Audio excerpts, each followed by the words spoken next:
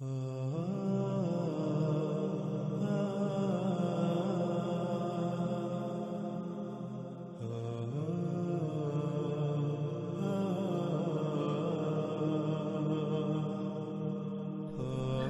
یہاں ایک اور بات واضح کرنا بہت ضروری ہے، اور وہ یہ کہ روایات میں یثرب، جسے مدینہ المنورہ بھی کہا جاتا ہے، وہاں سے ایک آگ کے ظاہر ہونے کا ذکر ملتا ہے، اور قرب قیامت ساتھ زمین کی گہرائیوں سے نکالی جانے والی آگ کو اس پر منطبق کر دیا جاتا ہے، اور پھر یہ کہا جاتا ہے کہ یہ علامت و شرط ماضی میں پوری ہو چکی۔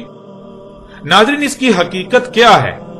حقیقت جاننے کے لیے پہلے روایات میں یثرب مدینہ المنورہ میں ظاہر ہونے والی آگ کے بارے میں جو باتیں ملتی ہیں انہیں سامنے رکھنا ہوگا، لیکن اس سے پہلے یہ بات ذہن میں ہونا لازم ہے کہ جب بھی اس آگ کا ذکر کیا جاتا رہا تو آج تک یہی تاثر دینے کی کوشش کی گئی کہ عرب ایسی کسی آگ سے پہلے بالکل ناواقف تھے، اور اس آگ کے حوالے سے انتہائی عجیب و غریب دیومالائی قصے و کہانیاں منسوب کیے جاتے ہیں، صرف اور صرف اس لیے کہ اس آگ کو ایک ایسی آگ ثابت کرنے کی کوشش کی جاتی ہے جو مافوق الفطرت ہو، جس کی کوئی وجوہات نہیں تھیں، اور ایسا صرف اور صرف اس لیے کیا جاتا رہا کہ قرب قیامت ساتھ نکلنے والی آگ جو الساعۃ کی آخری اور بڑی اشراط و علامات میں سے ایک ہے، اس کے حوالے سے جتنی بھی روایات ملتی ہیں ان کو اس آگ پر منطبق کیا جا سکے، اور یوں لوگ الساعۃ کی تمام علامات و اشراط کو مافوق الفطرت اور دیومالائی قصے و کہانیاں سمجھتے رہیں جن کا حقیقت کے ساتھ کوئی تعلق نہیں۔ حالانکہ ناظرین، حقیقت تو یہ ہے کہ اس آگ کے ظہور سے پہلے بھی عرب اس آگ سے بخوبی واقف تھے جسے الحجاز سے نکلنا تھا، جس کے بارے میں رسول اللہ علیہ السلام نے کہا تھا کہ یہاں ایک آگ کا سیلاب قید ہے جو عنقریب نکلے گا۔ عرب اس آگ سے بخوبی اس لیے واقف تھے کیونکہ عرب میں پہلے بھی کئی بار اسی آگ کا ظہور ہو چکا تھا، وہ پہلے بھی کئی بار اس آگ کو دیکھ چکے تھے۔ اب آتے ہیں اس آگ کی طرف کہ وہ آگ کیا تھی، کہاں سے آئی اور اس کی وجوہات کیا تھی۔ سب سے پہلے اس آگ کے بارے میں تاریخ میں جو ذکر ملتا ہے اسے آپ کے سامنے رکھتے ہیں۔ مختلف تاریخی روایات میں ابو شامہ سے منقول ہے، وہ کہتے ہیں کہ بدھ کی رات 3 جمادی الاخرہ یعنی جمادی الثانی 654 ہجری کو مدینہ النبوی سے ایک ایسی انتہائی اونچی، بیانک، زوردار اور گرجدار آواز سنائی دی جو اس سے پہلے تک سنائی دی جانے والی آوازوں میں ایسی ہی حیثیت رکھتی تھی جیسے جسم میں ہڈی کی حیثیت و اہمیت ہوتی ہے۔ پھر ایسا زلزلہ آیا کہ اس سے پہلے آنے والے زلزلوں میں اس کی اہمیت و حیثیت ایسی ہی تھی جیسے جسم میں ہڈی کی حیثیت و اہمیت ہوتی ہے، یعنی جیسے جسم سے تمام کی تمام ہڈی نکال دینے سے جسم کی حیثیت و اہمیت رہ جاتی ہے، بالکل ایسے ہی اگر اس زلزلے کو نکال دیا جائے تو پیچھے زلزلوں کی حیثیت و اہمیت بالکل ایسی ہی رہ جاتی ہے۔ یعنی انتہائی تیز بھیانک زلزلہ آیا، زمین پھٹ کر اس میں گڑے پڑ گئے، دیواروں، چھتوں، لکڑیوں اور دروازوں کو ہلا کر رکھ دیا، اور یہ سلسلہ مسلسل اس مہینے کی 5 تاریخ جمعہ تک جاری رہا۔ یعنی 3 دن مسلسل زوردار گرجدار آوازیں آتی رہیں، جس سے 3 دن مسلسل شدید زلزلہ آیا رہا، زمین پھٹتی رہی اور در و دیوار ہلتے رہے۔ پھر اس آگ کے بارے میں کہا گیا کہ اس میں بہت زیادہ شعلے تھے، جن میں 3 تو بلند و بانگ میناروں کی طرح تھے۔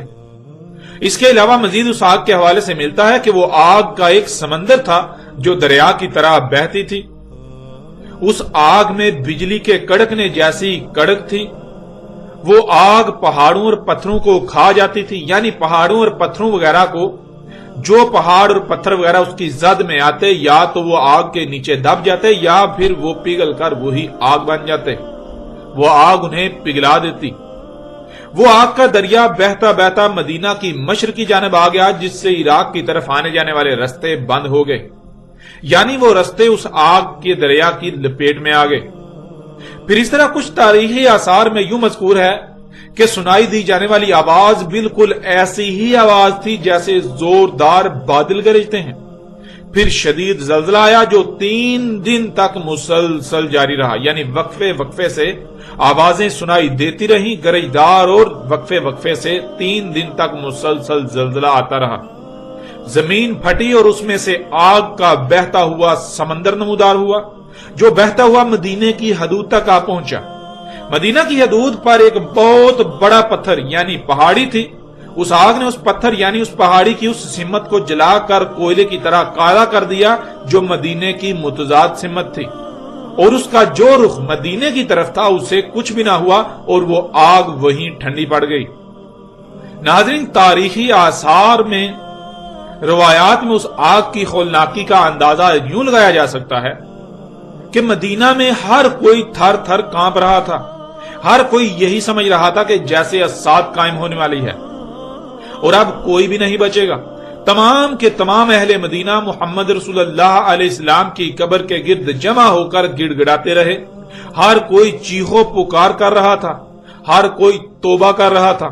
ایسا منظر تھا کہ ہر کوئی بلند آواز میں اپنے ہر گناہ، اپنے ہر جرم کا اعتراف کر رہا تھا اور آئندہ اللہ کا خالص غلام بننے کا عہد کر رہا تھا۔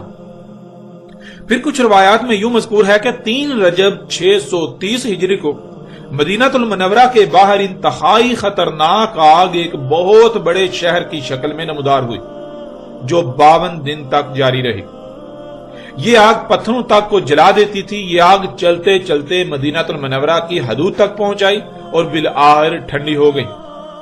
اس آگ کے بارے میں بھی بالکل وہی علامات بیان کی گئیں جو پیچھے بیان کردہ آگ کے بارے میں بیان کی گئیں، یعنی اچانک زوردار گرجدار آواز کا سنائی دینا، پھر شدید زلزلے کا آنا یعنی شدید زلزلوں کا آنا، اور آگ کا دریا نمودار ہونا۔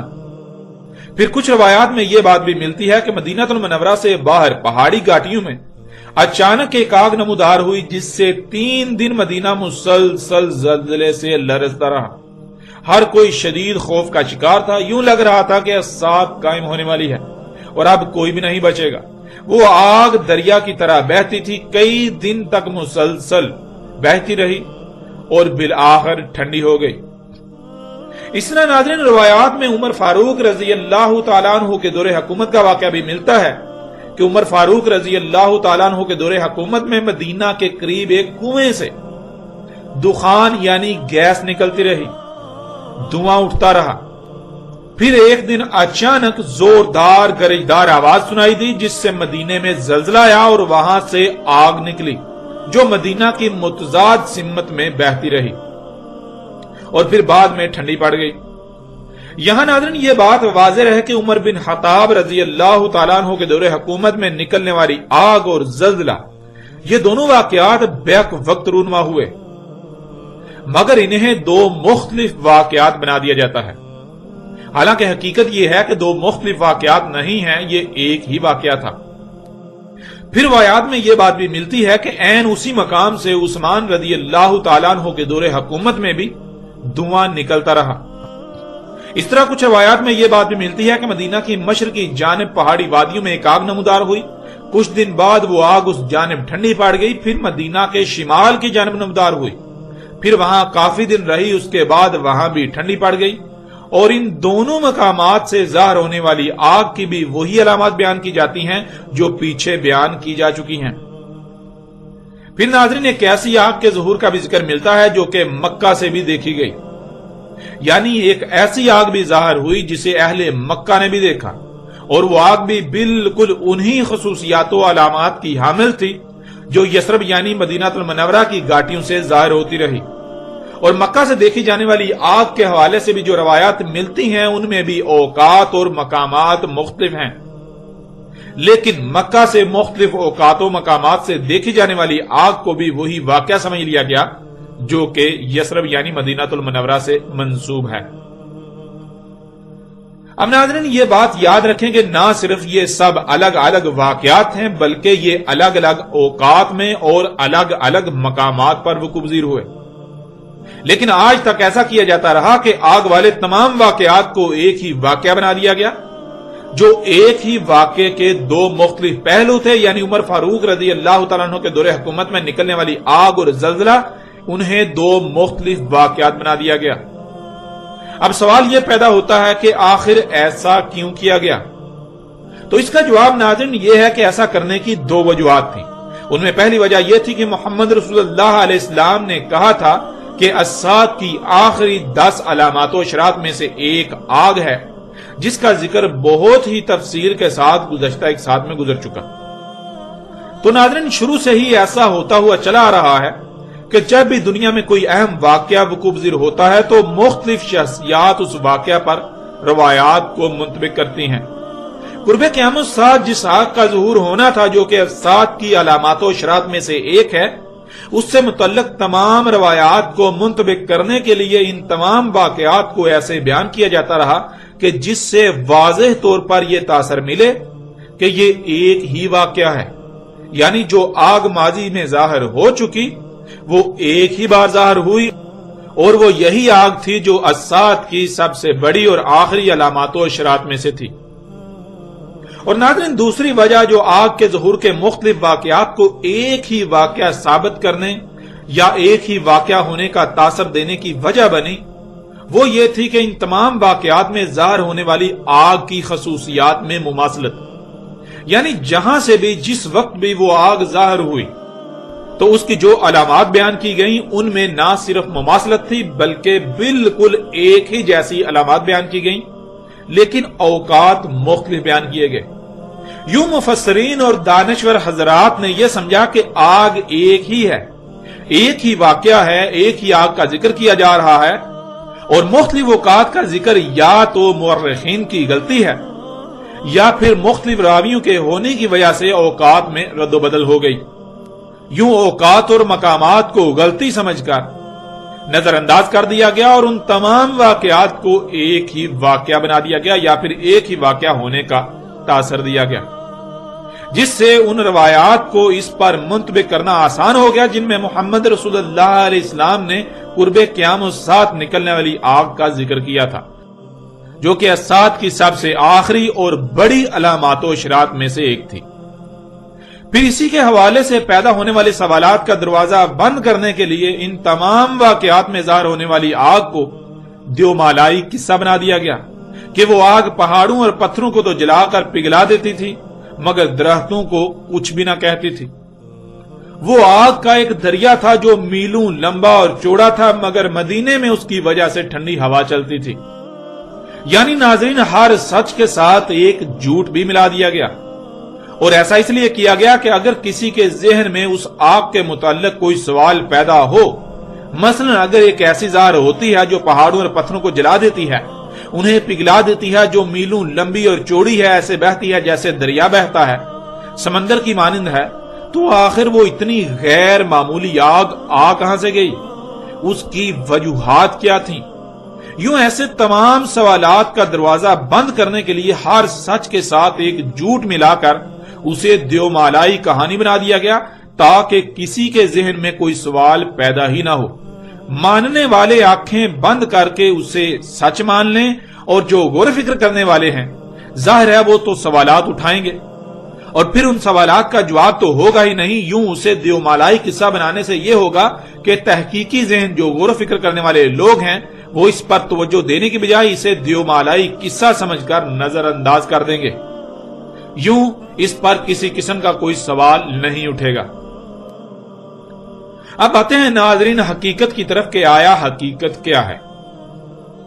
ناظرین حقیقت تو یہ ہے کہ محمد رسول اللہ علیہ السلام نے دو طرح کی آگ کے ظہور کا ذکر کیا تھا۔ ایک وہ آگ جو بعد میں الحجاز سے مختلف اوقات اور مختلف مقامات سے ظاہر ہوتی رہی، اور دوسری وہ آگ جو اشراط الساعۃ کی سب سے بڑی اور آخری علامات و اشراط میں سے ایک تھی۔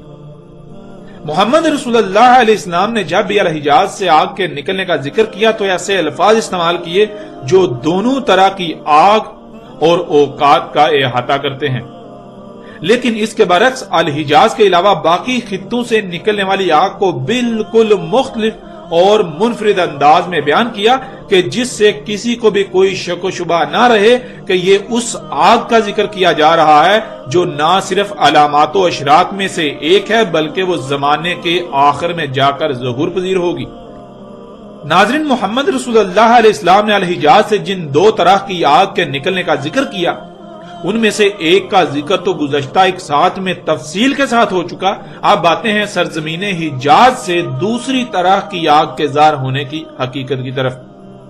ایک ایسی آگ جو نہ صرف یثرب سے مختلف اوقات میں اور مختلف مقامات سے ظاہر ہوتی رہی، بلکہ جو مکہ کی طرف مختلف مقامات و اوقات میں بھی ظاہر ہوتی رہی، جسے مکہ سے بھی دیکھا گیا یا جسے اہل مکہ نے بھی دیکھا۔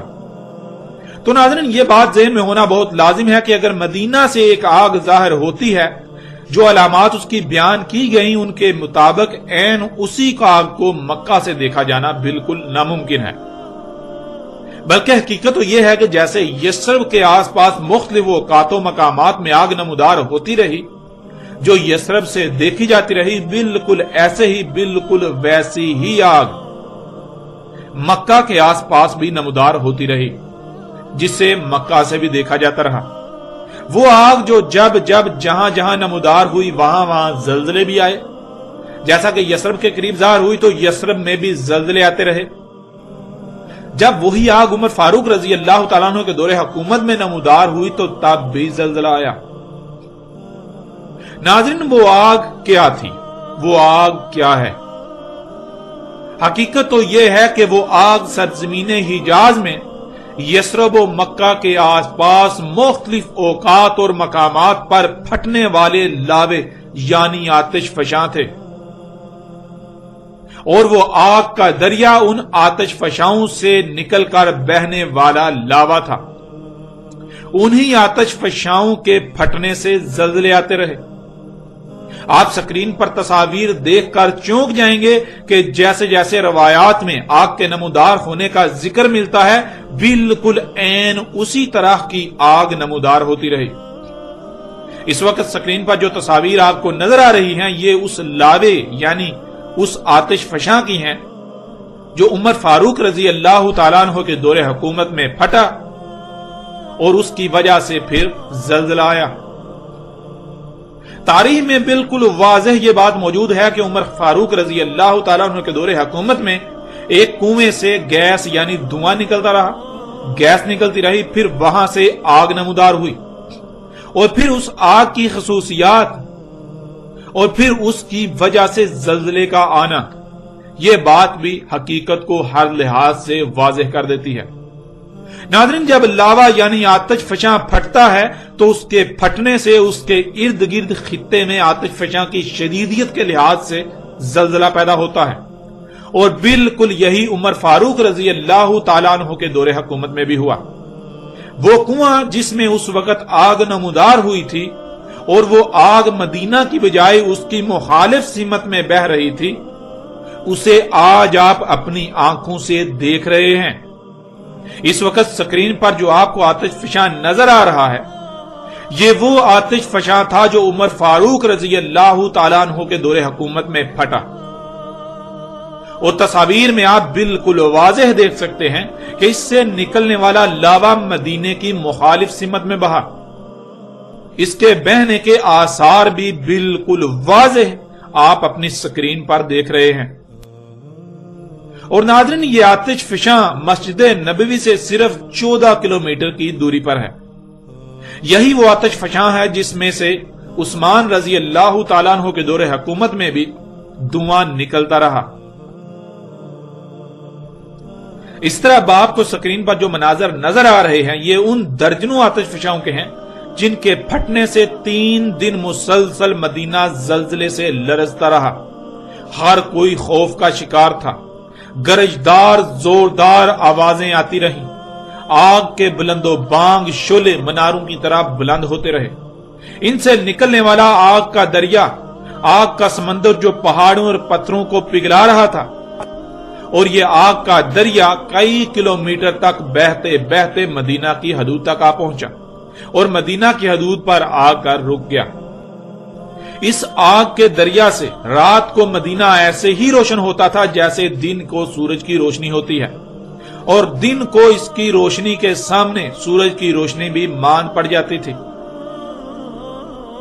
नाज़रीन, तारीख में बिल्कुल वाज़ेह अल्फाज में यह बात मज़कूर है कि वो आग जब मदीना की हदूद पर पहुंची तो मदीना की हदूद पर एक बहुत बड़ा पत्थर था।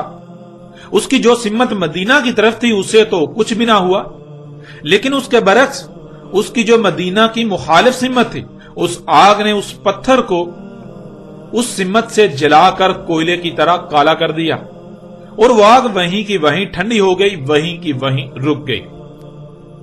और नाज़रीन, आज आप इस हकीकत को भी अपनी आंखों से देख सकते हैं। इस वक्त स्क्रीन पर आपको एक बहुत बड़ा पत्थर यानी पहाड़ी सी नजर आ रही है, जो उस वक्त मदीनातुल मुनव्वरा की हदूद में था, यानी यसरब की हदूद में था। आप इसकी बैरूनी सिमत को देखें तो इसकी बैरूनी सिमत पर लावा आकर टकराया हुआ है, जिससे न सिर्फ यह पत्थर बैरूनी तरफ से कोयले का मंजर पेश कर रहा है, बल्कि वो आग, ये लावा वहीं का वहीं ठंडा पड़ चुका हुआ है। यूं उस वक्त ये आग का दरिया यहीं रुक गया, यहीं पर ये इख्तिताम पजीर हुआ। ये दहला देने वाले और चौंका देने वाले हकायक आज आप अपनी आंखों से देख रहे हैं। नाज़रीन, ये लावा जो उस वक्त जोश मारती आग का दरिया था, आग का समंदर था जिसमें बिजली के कड़कने जैसी कड़क थी, यह कहीं से 27 किलोमीटर दूर तक बहा, जो कि इंतहाई गैर मामूली फासला है, तो कहीं पर इससे कम। और इसकी चौड़ाई कहीं पर 2 किलोमीटर, कहीं पर 4 किलोमीटर, तो कहीं पर 6 से 7 किलोमीटर तक थी। इसी तरह यह आग का दरिया कहीं पर 25 किलोमीटर तक बहता बहता पहुंच गया, कहीं पर 16 किलोमीटर, कहीं पर 15, कहीं पर 13, तो कहीं पर 12 किलोमीटर या इससे कम या ज्यादा फासला तय करते करते पहुंच गया। यूं ये कमोबेश 52 दिनों तक आग का दरिया, आग का समंदर बहता रहा, ये आग नमूदार रही। ये तमाम मनाजर आज आप अपनी स्क्रीन पर देख रहे हैं।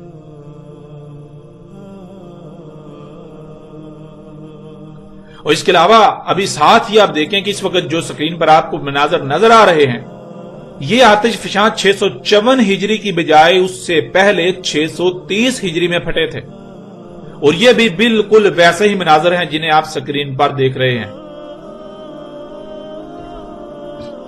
इसके बारे में भी, इस आग के बारे में भी क्यों बिल्कुल वैसे ही अलामात बयान की गई, ये हकीकत आज आपकी आंखों के सामने है।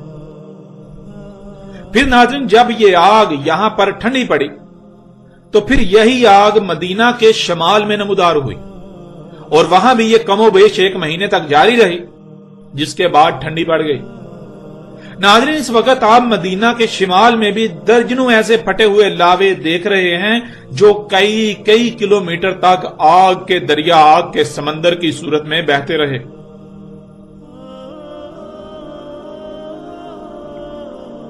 इसी तरह अगर मक्का की तरफ आए तो आपको यही आग मक्का के आसपास भी निकली हुई नजर आएगी। यानी जैसे मदीना के करीबो जवार पहाड़ी घाटियों में लावे फटे, बिल्कुल ऐसे ही मक्का के अतराफ पहाड़ी घाटियों में भी लावे फटे, जो आग के दरिया की सूरत में कई कई किलोमीटर तक बहते रहे। ये तमाम मनाजर आज आप अपनी स्क्रीन पर देख रहे हैं। आपको ये जो काले निशानात नजर आ रहे हैं, ये उसी आग के दरिया के हैं, ये उसी आग के हैं, ये उसी आग के समंदर के हैं जो दरिया की मानंद बहती रही, जो कि लावा था जो ठंडा पड़ जाने की सूरत में आज काला नजर आ रहा है। इस तरह नाज़रीन, ये आग अल हिजाज, यसरब और मक्का के दरमियान कई मकामात पर जाहिर हुई और आप इस खित्ते में दर्जनों नहीं बल्कि सैकड़ों फटे हुए और दरिया की तरह बहे हुए लावे देख सकते हैं। उनके आसार बिल्कुल नुमायां नजर आ रहे हैं। नाज़रीन, इसके अलावा आपको सऊदी अरब की साहली पट्टी, यमन, इरिटेरिया और उसके आसपास के खित्ते में हजारों फटे हुए लावे नजर आएंगे, जो हजारों नहीं बल्कि लाखों मरबा किलोमीटर के वसी रकबे पर फैले हुए हैं। यानी उन हजारों आतिश फिशाओं से निकलने वाला लावा लाखों मरबा किलोमीटर पर ऐसे फैला हुआ है कि जैसे तह चढ़ी हुई होती है। नाज़रीन, ये हजारों लावे आज से तकरीबन 3500 साल से भी कबल फटे थे اس وقت یہاں قوم شعیب، جنہیں قوم مدین یا اصحاب المتافقات بھی کہا جاتا ہے، وہ قوم آباد تھی جو ان لاووں کی زد میں آ کر ان کے نیچے دب گئی۔ ان آتش فشاؤں کے پھٹنے سے ان پر پگھلے ہوئے لاوے یعنی جلتے ہوئے پتھروں کی بارش ہوئی، اور وہ قوم اس لاوے تلے دب کر نشان عبرت بن گئی۔ اور ناظرین، اس موضوع پر آئندہ الگ سے تفصیل کے ساتھ بات کی جائے گی۔ ناظرین، آج بھی یثرب میں، جسے مدینہ المنورہ کہا جاتا ہے، وہاں سے تعمیراتی کاموں کے لیے کھدائی کے دوران لاوا ظاہر ہوتا رہتا ہے، اور وہاں سے بالکل ویسے ہی دھواں اٹھتا رہتا ہے جیسے روایات میں مذکور ہے کہ عمر فاروق رضی اللہ تعالیٰ عنہ کے دور حکومت میں کنویں سے دھواں اٹھتا رہا، جو بعد میں پھٹا اور زلزلہ آیا جس کی وجہ سے، اور پھر وہیں سے عثمان رضی اللہ تعالیٰ عنہ کے دور حکومت میں بھی دھواں نکلتا رہا۔ اور یہ مناظر بھی آپ اپنی سکرین پر دیکھ رہے ہیں۔ اس وقت جو تصاویر، جو ویڈیو آپ کو نظر آ رہی ہے، یہ یثرب یعنی جسے مدینہ المنورہ کہا جاتا ہے، وہاں کی ہیں، اور یہ آج موجودہ وقت کی ہیں۔ ناظرین، یہ وہ آگ تھی جو ماضی میں الحجاز کی سرزمین پر کئی مقامات سے نمودار ہوتی رہی۔ یہ کوئی دیومالائی قصہ و کہانی نہیں تھی جسے آج تک دیومالائی قصے و کہانیاں بنا دیا گیا۔ یوں یہ حقیقت بھی آج آپ کے سامنے ہے۔ یہ الگ آگ تھی جو محمد رسول اللہ علیہ السلام کے الفاظ کے عین مطابق آگ کا سیلاب زمین میں قید تھا جو بعد میں ظاہر ہوا، لیکن یہ وہ آگ کا سیلاب نہیں تھا، وہ آگ نہیں تھی جو اس وقت زمین کی گہرائیوں میں ٹھنڈی حالت میں پڑی تھی، جسے قرب قیامت ساتھ نکلنا تھا، جس سے اڑنے والی مخلوقات نے اڑنا تھا، جس نے بادلوں کی طرح اڑنا تھا، جس سے خارج ہونے والی دخان یعنی گیسوں نے پوری دنیا کی فضا میں بھر جانا تھا۔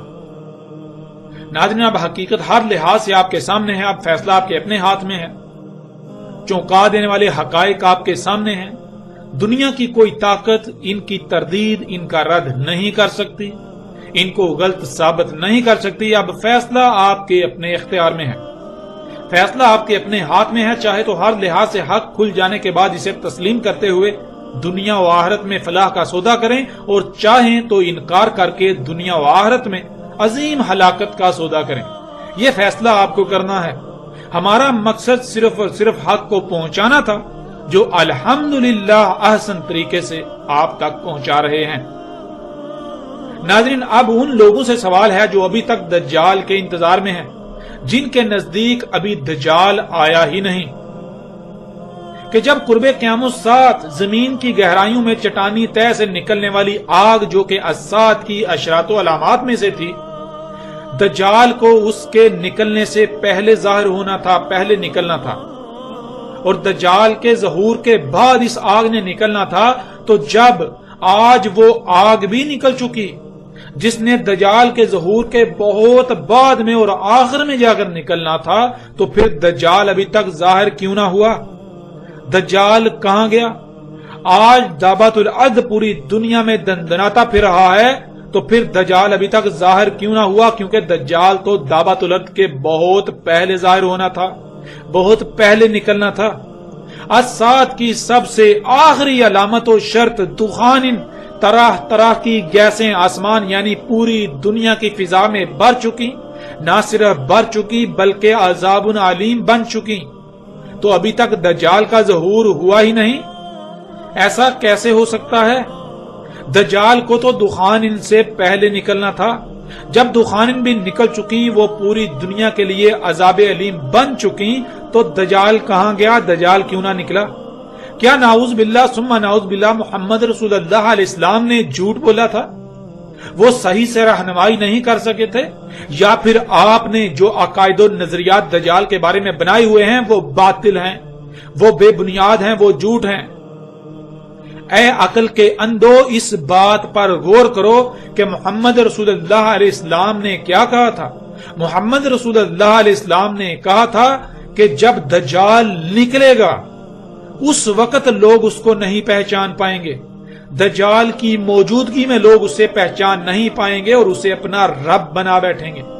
جب جن کی موجودگی میں دجال کو نکلنا تھا، جن کی زندگی میں دجال نے موجود ہونا تھا، وہ نہیں پہچان سکیں گے، انہوں نے نہیں پہچان سکنا تھا تو پھر جن کی زندگیوں میں دجال کا تصور تک بھی نہیں تھا، انہوں نے دجال کا پورا خاکہ کیسے بنا دیا؟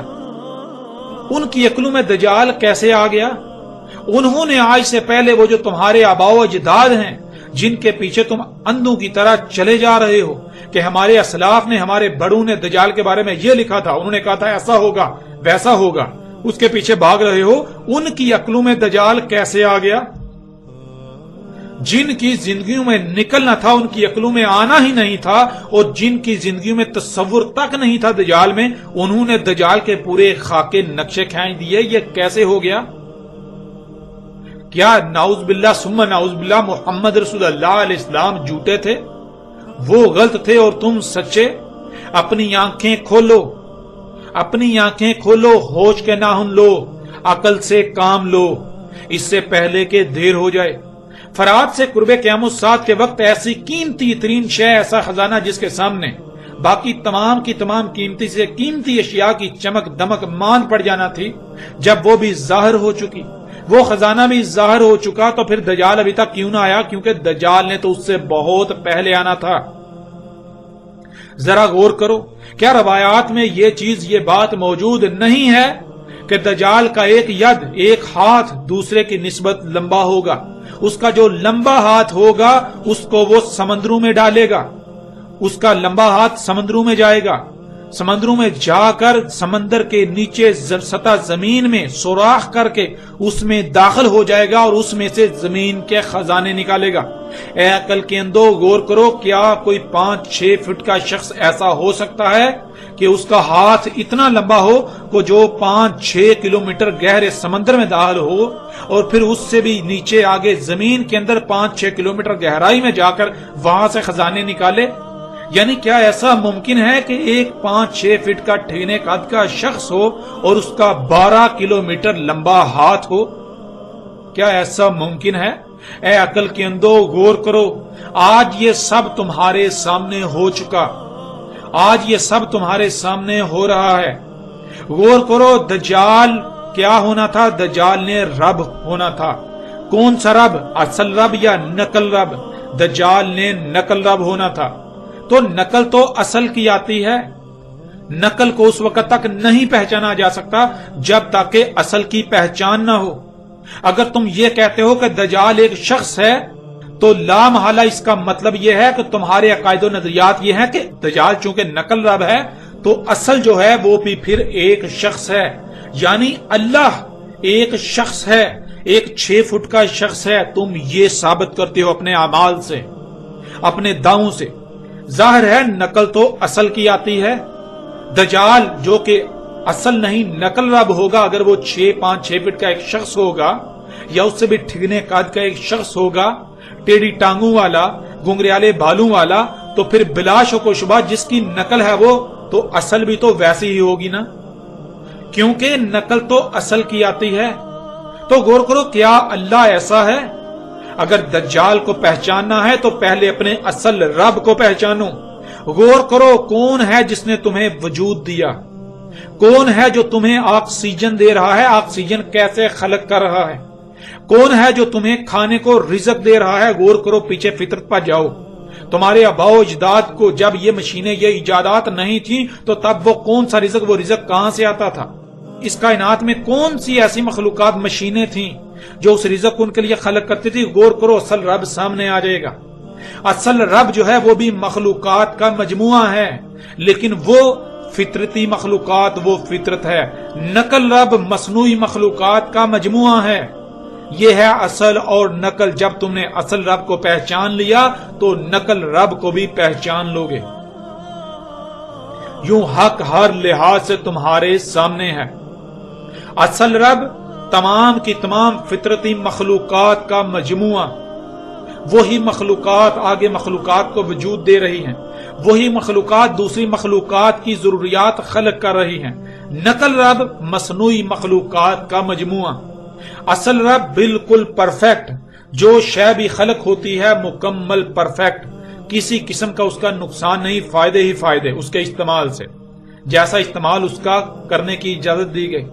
نقل رب دیکھو یہ مصنوعی جو اشیاء ہیں، مصنوعی مشینیں، یہ مخلوقات انسان کے اپنے ہاتھوں سے خلق کردہ، یہ جو کچھ خلق کر رہی ہیں، ان سے کیا ہو رہا ہے؟ کیا پوری زمین، پوری دنیا فساد زدہ نہیں ہو گئی؟ کیا یہ تمہارے نقل رب دجال نے، جسے تم اپنا رب بنائے ہوئے اپنے لیے مسیحا سمجھتے ہو، اس نے پوری دنیا کو فساد زدہ نہیں کر دیا؟ پوری دنیا زمین و آسمانوں میں فساد نہیں کر دیا؟ تباہیاں نہیں آ رہی؟ حقیقت آج ہر لحاظ سے تمہارے سامنے ہے۔ تم اس وقت تک دجال کو نہیں پہچان سکتے جب تک تم اصل رب کو نہیں پہچان لیتے۔ تم سے اگر اصل رب اللہ کے بارے میں سوال کیا جائے تو تمہارے پاس جواب ہے ہی نہیں۔ تم یہ کہتے ہو کہ اللہ کا تو تصور بھی نہیں کیا جا سکتا، اللہ کیسا رب ہے، کیا ہے، اس کا سوچ بھی نہیں سکتے، تصور بھی نہیں کیا جا سکتا۔ جب اصل رب کا تم تصور ہی نہیں کر سکتے تو نقل رب کو کیسے پہچانو گے؟ اے عقل کے اندو ذرا غور کرو، کہاں قرآن میں لکھا ہے، کہاں اللہ نے کہا کہ تم اللہ کو نہیں پہچان سکتے؟ کہاں لکھا ہے؟ پورے قرآن میں تو یہی ایک بات ہے کہ آسمانوں اور زمینوں میں تمام کی تمام مخلوقات اللہ کی آیات ہیں، ان میں غور و فکر کرو اور اللہ کو پہچانو۔ تم ان میں غور و فکر کرو گے تو اللہ تک پہنچ جاؤ گے، اللہ کو پہچان جاؤ گے، اللہ کو جان جاؤ گے۔ تم جان لو گے تمہارا رب کون ہے، کیا ہے، کیسا دکھتا ہے، تم سب جان لو گے۔ لیکن تم نے اللہ کو بھی اپنے عقائد و نظریات کا ایک حصہ بنا دیا، تم نے اپنے ہی عقائد و نظریات کو اللہ کا نام دے لیا۔ جو اللہ ہے اس کا تمہیں علم ہی نہیں ہے، تم نے اپنے ہی باطل عقائد کو اللہ کا نام دے لیا۔ جو اصل رب ہے، جو اللہ ہے، تم اسے اللہ نہیں کہتے، تم اپنے عقائد کو، اپنے جھوٹے باطل نظریات کو اللہ کہتے ہو۔ اگر تمہارے عقائد و نظریات کا رد کیا جائے، ان کو جھٹلایا جائے، ان کا انکار کیا جائے تو تم اپنے عقائد کا انکار اللہ کا انکار ٹھہرا دیتے ہو، اللہ کا انکار قرار دیتے ہو۔ تو اے عقل کے اندو غور کرو اس سے پہلے کہ دیر ہو جائے۔ یہ آگ جس کو آج ہر لحاظ سے واضح کیا جا چکا، یہ آگ تو دجال سے پہلے نکلنا تھی، جس کے لیے دجال کا پہلے موجود ہونا شرط تھا، لازم تھا۔ تو تم لوگوں سے یہ سوال ہے کہ کدھر گیا تمہارا دجال؟ جب یہ سب کچھ ہو چکا، آگ بھی نکل چکی، دخان عذاب علیم بن چکی، دابت الارض پوری دنیا میں دندنا رہا ہے، جب یہ سب کچھ ہو چکا تو تمہارا دجال کہاں گیا؟ اس کو تو ان سب سے پہلے آنا تھا، دجال کی وجہ سے ہی تو یہ سب ہونا تھا۔ تو غور کرو، تمہارا دجال ابھی آیا ہی نہیں۔ اے عقل کے اندو غور کرو، تم بنی اسرائیل کی مثل ہو، جو بنی اسرائیل نے کیا تھا تم نے بھی وہی کرنا تھا۔ تو غور کرو، کیا تم وہی نہیں کر رہے؟ بنی اسرائیل میں غور کرو، انہوں نے کیا کیا تھا، پھر اپنے گریبان میں جھانکو، تمہیں بنی اسرائیل میں اور خود میں ایک رائی برابر بھی فرق نظر نہیں آئے گا۔ حق اس قدر واضح ہو جانے کے باوجود بھی اپنی جہالت پر ڈٹے رہو گے تو جان لو دنیا و آخرت میں تمہیں ہلاکت سے کوئی نہیں بچا سکتا۔ اپنی عقلوں کا علاج کراؤ اس سے پہلے کہ وہ وقت آ جائے جب تم اپنی عقلوں پر ماتم کرنا شروع کر دو، لیکن تب بہت دیر ہو چکی ہوگی۔ تب سوائے ہلاکت و پچھتاوے کے کچھ نہیں رہے گا، کچھ تمہارے ہاتھ نہیں آئے گا۔ اپنے آباء و اجداد کی روش کو ترک کر دو، حق ہر لحاظ سے تمہارے سامنے آ چکا۔ حق کو تسلیم کر کے دنیا و آخرت میں ہلاکت سے بچ جاؤ۔ اے علماء کے نام پر، رہنماؤں کے نام پر انسانوں کی رہنمائی کے دعوے داروں، ان لوگوں کی آخرت کے بارے میں سوچو جو اندھوں کی طرح تمہارے پیچھے چل رہے ہیں۔ کیا آخرت میں ان کا بوجھ اٹھا پاؤ گے؟ آج تمہارے پاس وقت ہے، اور یہ بھی جان لو یہ وقت بہت کم ہے۔ حق کو تسلیم کرنے کے لیے ایک دوسرے کی طرف مت دیکھو، آگے بڑھو، ورنہ گزشتہ ہلاک شدہ اقوام کی طرح دنیا و آخرت میں بدترین ہلاکت کا شکار ہو جاؤ گے۔ جان لو تمہیں ہر لحاظ سے کھول کھول کر متنبہ کیا جا رہا ہے۔ جان لو کل کو تمہارے پاس کوئی بہانہ، کوئی عذر نہیں ہوگا۔ جان لو تم پر سوائے حجت کے پیچھے کچھ نہیں بچے گا۔ اے وہ لوگوں جو اندھوں کی طرح فرقہ پرستی میں ڈوبے ہوئے ہو، اس غلیظ ترین جوہر سے باہر نکل آؤ۔ اندھوں کی طرح علماء کے نام پر نبوت کے دعوے داروں، اللہ کے دشمنوں کے پیچھے مت چلو، غور و فکر کرو۔ حق تمہارے سامنے ہے، اسے تسلیم کر لو۔ آج جن کے پیچھے تم اندھوں کی طرح چل رہے ہو، کل کو یہ تمہارے کچھ کام نہیں آئیں گے، یہ تو خود چیخو پکار کر رہے ہوں گے، یہ تمہاری نصرت کیسے کریں گے؟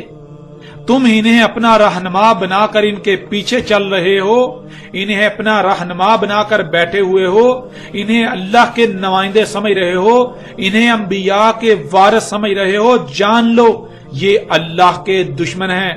اگر یہ حق کی تصدیق نہیں کرتے، حق کی تائید نہیں کرتے، اگر یہ حق کی نصرت نہیں کرتے تو یہ اللہ کے دشمن ہیں، یہ انبیاء کے وارث نہیں ہیں، یہ اللہ کے نمائندے نہیں ہیں، یہ تمہارے رہنما نہیں ہیں، یہ رہنماؤں کی شکل میں، رہنماؤں کی صورت میں راہزن ہیں، یہ لٹیرے ہیں، یہ اللہ کے دشمن ہیں، یہ اللہ کے باغی ہیں، یہ بہت بڑے دھوکے باز اور مکار ہیں۔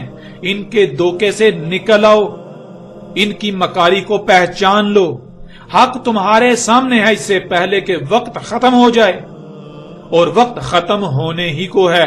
عذاب عظیم تمہارے سر پر کھڑا ہے، اپنی آنکھیں کھول لو اس سے پہلے کہ دیر ہو جائے۔